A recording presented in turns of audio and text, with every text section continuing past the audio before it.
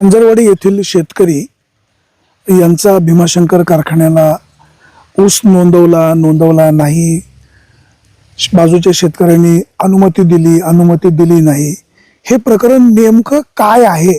त्या ऊसाची नोंद झाली होती का झाली नव्हती, खरं काय आहे हा आपल्याला जनतेपर्यंत पोहोचवण्याचा प्रयत्न आहे. मारुती रबाजी खंडागळे यांचा ऊस भीमाशंकर कारखान्याला शेवटच्या टप्प्यामध्ये नोंदवलं बरोबर ना, आणि त्या ऊसा संदर्भामध्ये त्यांचे पुतणे यांनी हरकत घेतली की बाबा ते क्षेत्राचं काहीतरी डिस्प्यूट आहे. आता नेमकी यांनी हरकत का घेतली? चुलते पुतण्यामध्ये वास्तविक असे वाद नको आहेत. शेवटी माणूस वर्षभर कष्ट करतो आणि जर अशा वेळेला ऐनवेळी अडवलं तर माणूस अडचणीमध्ये येतो. आपण जरा समजून घेऊया. नमस्कार, काय तुमचं नाव आहे? सेवानी साहेब, मी नवनाथ दोंडेभाऊ खंडागळे. आता आपण जिथे उभे आहोत हा सर्वे नंबर कुठला? हा आमचा 910 गट नंबर. हे आमचं वडिलोपार्जित शेत मिळकत आहे. ह्या जमिनीची आणि एक 227 गट नंबर आहे. हे आमचे RTS अपील प्रांत साहेबांकडून कोर्टात हे प्रकरण गेलेले आहे. हे आमचं घरगुती वैयक्तिक वादविवाद आहेत. वादविवादही म्हणता येणार नाही का बुवा, आम्ही त्यांना आमचं सोयीस्करपणे जे काही कमी क्षेत्र दिले वाटपामध्ये, आमच्या वडिलांना जे काही फसवले. कोणाला कमी क्षेत्र दिलं, कोणी कोणाला फसवलं? मारुती रबाजी खंडागळे यांनी, विलास रबाजी खंडागळे, उत्तम रबाजी खंडागळे. मारुती खंडागळ्यांनी फसवायचं काय कारण? काय ते बघा ना तुम्ही, फेरफार बघा साहेब. जर मी काही चुकीचं स्टेटमेंट देत असेल, त्यांचा ऊस तुम्ही का अडवता ना? पण ऊस मी त्यांचा अडवत नाही. माझं म्हणणं रीतसर होतं की मला जमीन सरस निरस प्रमाणे. आता ऐका ना, जमिनीचा पार्ट वेगळा आहे आणि केलेल्या पिकाचा पार्ट वेगळा आहे. ऊस जाऊन द्यायला पाहिजे, नंतर तुम्ही आपण ऊस जाऊन देण्यासाठी आपण नारायणगाव पोलीस स्टेशनचे प्रभारी अधिकारी पाटील साहेब यांच्या समोर त्यांना मी लेखी अर्ज दिला होता, अनुमती दिली पण होती की कारखान्याला कळवायचं ना. तुम्ही कारखान्याला पण हरकत ऐका, तुम्ही कारखान्याला लेखी हरकत घेता, मग कारखान्याला लेखी संमती स्वतः नेऊन दिली पाहिजे ना. 100% मी लेखी पण द्यायला तयार होतो आणि त्यांना लेखी दिलतही बी. कारखाना ऑफिसला मी जाऊनही सांगितलं की आम्ही आमच्या तापसात तो वादविवाद संपवतोय. फॅमिली मिटिंग झाली, मारुती रबाजी खंडागळे यांच्या बंगल्यातच झाली. सगळ्या मावळणी आलत्या, चुलते आलते. आमचा विषय संपल्यानंतर मी त्यांना रजिस्टर म्हणजे जे काय आहे पोलीस स्टेशनला त्यांना संमती लिहून दिली होती. परंतु यांना संमती दिल्यानंतर पण यांनी आमची व कारखान्याची जी काही बदनामी केली. कारखान्याचं बघेल ना, तुमची काय बदनामी झाली? माझं नाव घेतलंच ना त्यांनी की माझ्या पुतण्यानी विनाकारण ते असं अडवणूक केली किंवा हे अडवलं तर होतच ना. शेवटी अडवलं का साहेब? माझी 20 वर्षाचे जमीन खातात, मला याचा मोबदला नको. मी पण एक गरीब तुम्हाला विनंती अशी आहे, जो महसूलचा मॅटर आहे, वाटपाचा मॅटर आहे, तो चर्चेने किंवा संबंधित डिपार्टमेंट त्याच्यावरनं मार्ग काढेल. जे नियमात होईल ते सगळ्यांना मान्य आहे. परंतु जो शेतकरी 12 महिने तळहाताच्या फोडाप्रमाणे पिकाला जपतो, वाढवतो आणि ऊस गाळपाला आल्यावर आपण हरकत घेतो, मग हे कितपत योग्य आहे? हे योग्य नाही. पण ऐका साहेब, आपण गाळपाला आल्याच्या नंतरच हरकत घेतली असं नाही. हे आम्ही त्यांना 20 वर्षापासून सांगतोय की आपला हा विषय संपून घ्या, ऐन वेळेला तो विषय वाढायला नको. माझं जे आहे ते मला द्या, तुमचं आहे ते कष्टाचं तुम्ही खा. आपण पण शेतकरी, ते पण शेतकरी, आणि आपण त्यांना ऊस तोडायला परवानगी रीतसर दिली पण होती. परंतु रीतसर परवानगी देऊन पण हे जे काय आमचं स्टेटमेंट करून आमची निंदा नालस्ता घालतात, त्यांच्यावर मी माफी मागतो. शेतकऱ्याचं कशाला नुकसान करता? आम्ही कुठं नुकसान करतोय? आम्ही तर कारखान्याला पण विनंती केलेली आहे की त्यांचा ऊस तोडून न्या. आणि म्हणताना पुन्हा हरकत घेता, वकिलाकडनं नोटीस पण पाठवता, असं काहीतरी कानावर येतं. 100% हरकत घेतली होती. पण त्याच्यानंतर मारुती रबाजी खंडागळे यांच्या बंगल्यातच आमची मिटिंग झाली, फॅमिली मिटिंग झाली.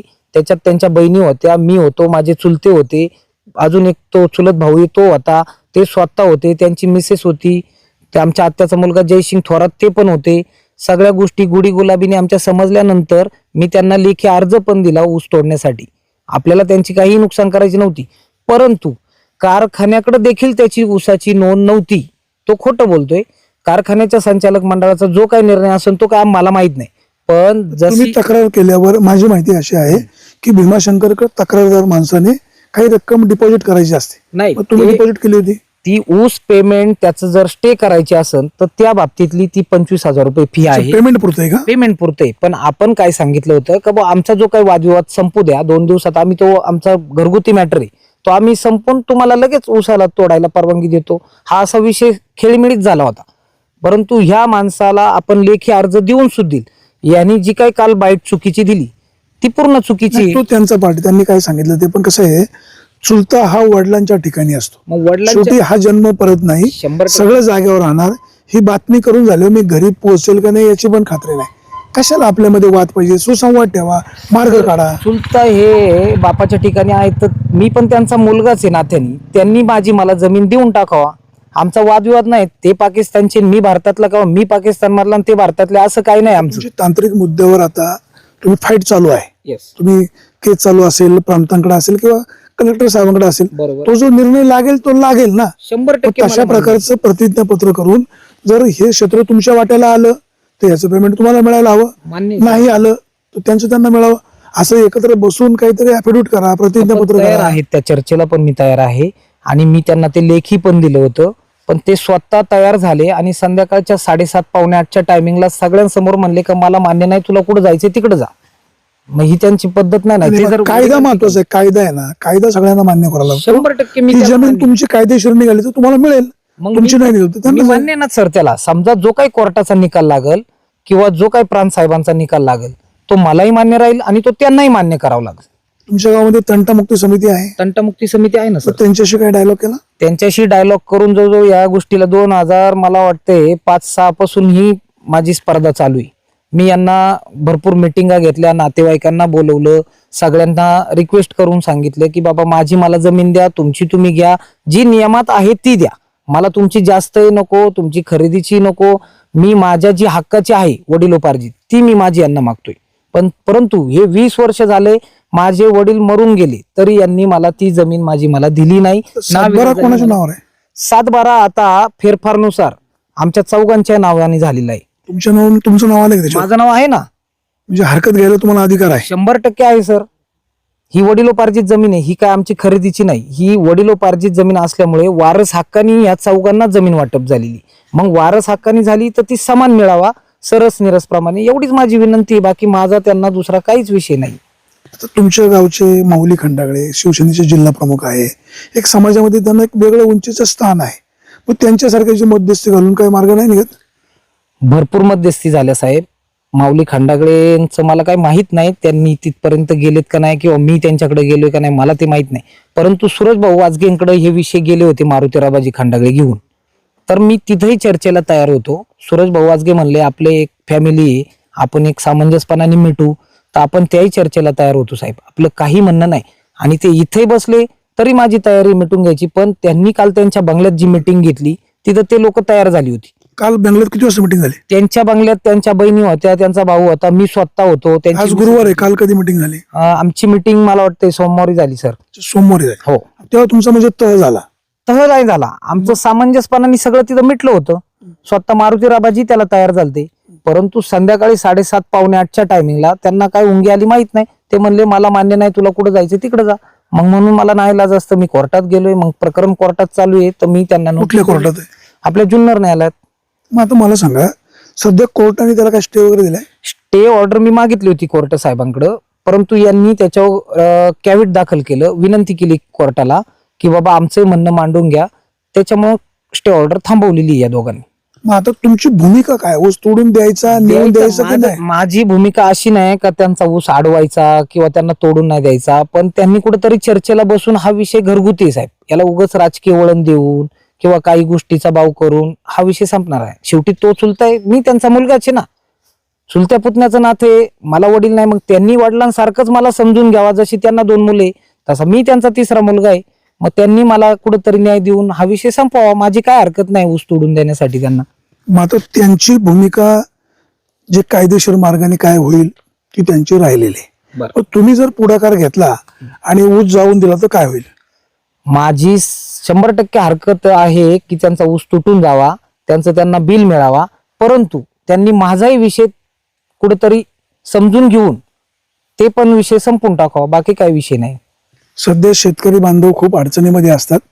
या रस्त्याचे, जमिनीच्या वादाचे, वाटपाचे विषय सध्या क्षेत्र कमी होऊ लागल्यामुळे वाढलेले आहेत. ह्या दोन्हीही खंडागळे बंधूंना म्हणजे चुलता पुतण्याला विनंती आहे की तुमच्यातले वाद चर्चेने सोडवा. ऊसाचं पीक तोडायला आलंय, हातातोंडाशी आलेलं पीक त्याचं अडवणूक करणं किंवा आपण म्हणतो ना नाक दाबल्यावर तोंड उघडतं, हे जरी खरं असलं तरी इथं त्या शेतकऱ्याचं नुकसान देखील झालं नाही पाहिजे. आणि त्यांनी देखील शेवटी आपल्या मुलासारखं आहे, बसून काय मार्ग काढता येईल का ते पाहिलं पाहिजे, किंवा कायदेशीर मार्गाने काय होईल त्याच्यावर यांनी प्रयत्न करायला हवा. दोन्हीही शेतकरी बांधवांना म्हणजे काका पुतणे दोघांनाही विनंती आहे, एकत्र बसा, चर्चेने मार्ग काढा, परंतु शेतामध्ये अशा प्रकारे माल वाळून देऊ नका, अशीच दोघांनाही विनंती आहे. सध्याच्या काळामध्ये जमिनीचं क्षेत्र कमी झाल्यामुळे आणि जुन्या जमिनीच्या वादावरनं आपण अनेक उदाहरणं पाहतो की रस्ता न देणे, नंतर शेतामध्ये केलेला माल न जाऊन देणे, तो माल एखाद्या संस्थेकडे नोंदवला तर त्याचं पेमेंट थांबवणे किंवा तोड थांबवणे, असा प्रकार आपण नेहमी पाहतो. मांजरवाडीमध्ये असाच काहीतरी एक प्रकार झालेला होता. त्या संदर्भामध्ये संबंधित शेतकरी आपल्या सोबत आहेत, त्यांचं नेमकं म्हणणं काय आपण जाणून घेऊया. दादा, पाठीमागं जो ऊस आहे तो कोणाच्या नावावर आहे? तो माझ्या स्वतःच्या नावाने, तो माझ्या मोठ्या भावांचा आहे. तो माझ्याकडं मागतेनी खंडानी. कुठल्या कारखान्यात नोंदवला आहे? तो भीमाशंकर कारखाना विघ्नारला, दोन्हीकडे पण आहे, पण नोंद पण माझ्याकडून लेट झालेली आहे. तुमचं भीमाशंकर बद्दल काय मत आहे? चांगलंच आहे. विघ्नर कारखाना कसा? सभासद आहे. भीमाशंकरची सभासद पण आहे. हो, विघ्नर बद्दल काय मत आहे? विघ्नार बद्दल दोन्ही पण माझ्याकडे. मी विघ्नारला जवळजवळ गेले 7 ते 8 वर्ष ऊस घातलेला आहे. पराग कारखाना कसा आहे? आणि पराग पण चांगलाच आहे. परागनी पण एकदा नेलेला आहे ऊस. तुम्ही काल बोलता बोलता म्हणाले बाबा माझ्यावर अन्याय होतोय. अन्याय होतो म्हणजे माझा आज ऊस 18 महिन्याचा होऊन जाऊन पण तुटून नाही जात, त्याच्यामुळे मी जरा थोडस बोललो. पण तुम्ही आणि ते जायला पाहिजे होती, ही माझी अपेक्षा सगळं होती. खरं, पण तुम्ही तुमची भावना मांडली. तुम्ही मांडलेली भावना बरोबर का कारखाना चुकीचा वागतोय? नाही, कारखाना चुकीचा नाही वागत. मी मांडलेली भावना समजा कदाचित बा थोडस माझ्या टेन्शन मध्ये मी गेलो असेल बोलून, पण कारखान्याला मी कसं नाव ठेवणार? आता तुम्ही कारखान्याला चांगलं म्हणा असं सुरेश वाणींनी सांगितलं नाही ना? नाही नाही नाही नाही. तर ते कसं मी स्वतः असं व्हायरल व्हायचं, सुरेश वाणी नाही, पटवायला आलते का? नाही नाही नाही, मी स्वतःहून बोलतो ना, कारखान्यांची काहीच चुकी नाही. कारखाना आहे ते तिन्ही कारखाने चांगलेच आहेत. आता तुमच्या पुतण्याने संमती पण दिलेली हो, आहे की माझ्या ऊस जाऊ द्या. पुतण्याने- काय पुतण्याचे काय आभार? त्याच्याबद्दल मी त्याचे आभार पण मानायला तयार आहे. आपण पाहतोय काका पुतणे किंवा जमिनीचे वाद नेहमी होत असतात. हे वाद वाढू नयेत अशा प्रकारची विनंती आपल्या सोबत त्यांचे पुतणे पण आहेत. आता तुमच्या चुलत्यांनी काल ज्या पद्धतीनं कारखान्यावर बोलले, त्यांनी ते म्हणाले मी रागाच्या भरात बोललो, माझ्याकडनं असं बोलणं नव्हतं पाहिजे, भीमाशंकर चांगला, विघ्नर चांगला, पराग कारखाना चांगला. तुम्ही त्यांना लेखी संमती पण दिली होती. आता तुमची ती परवानगी कायम आहे. मी त्यांना लेखी परवानगी PSI साहेबांसमोर दिलेली आहे. सूरज भाऊ वाजगेंनी मला फोन केला की नवनाथ भाऊ ऊसाची अडवणूक करू नका, आपल्याच घरातले कुटुंबातले एक आहे. तर मी त्यांना लेखी स्वरूपात तोडण्यासाठी परवानगी पण दिलेली आहे. त्याच्यासाठी आमची यांच्या बंगल्यात मिटिंग पण झाली. त्या मिटिंगच्या आधारे मी त्यांना लेखी दिलं आणि त्यांना म्हणलो बाबा त्यांचा ऊस भीमाशंकर कारखान्याला नेऊन द्यायला तुमची अनुमती आहे? कुठली हरकत नाही? हरकत कुठलीही नाही. परंतु काल त्यांनी जी काही बाईट दिली त्या बाईट सगळं डिसमिस झालं. परंतु आताही मी त्यांना लेखी दिलेलं आहे आणि कारखाना देखील ऊस तोडायला तयार आहे. ते तुमचे कोण नात्याने? ते चुलते आहेत माझे आणि मी त्यांचा पुतणे. मी तुमचा नात्याने कोण लागतो? कोणच नाही. तुम्ही सहकारी म्हणून आमच्यासाठी बरोबर. आले. माझी तुम्हाला अशी विनंती आहे, बाबांच्या हातात हात घ्या. बाबा तुम्ही यांच्या वेळेत हात टाका.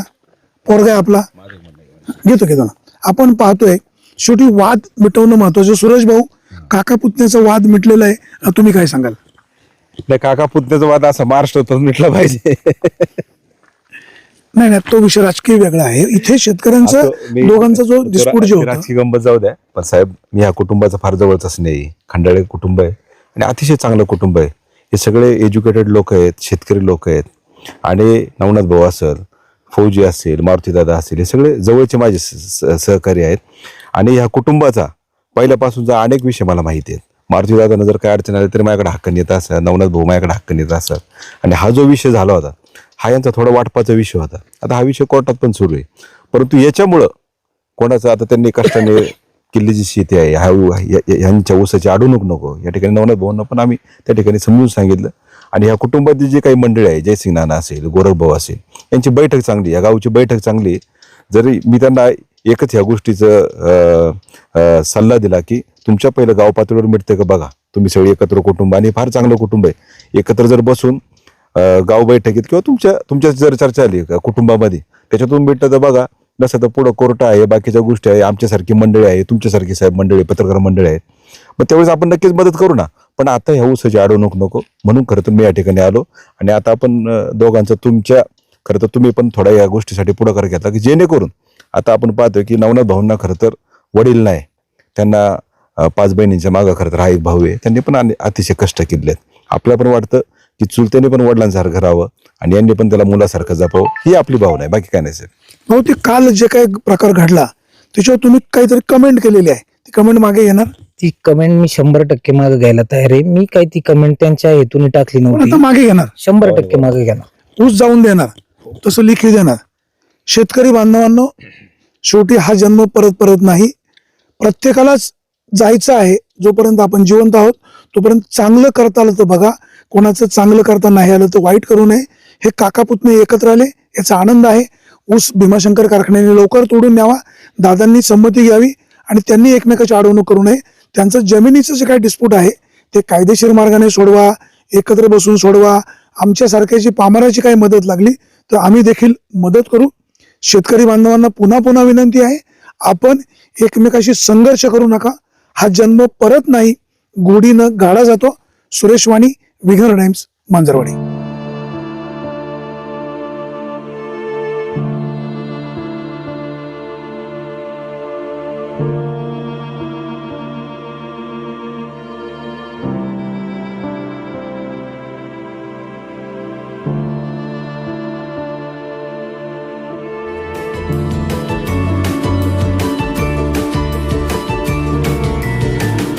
बातम्या शेतीच्या, बातम्या मातीच्या, बातम्या अन्यायाच्या, गुन्हेगारीच्या,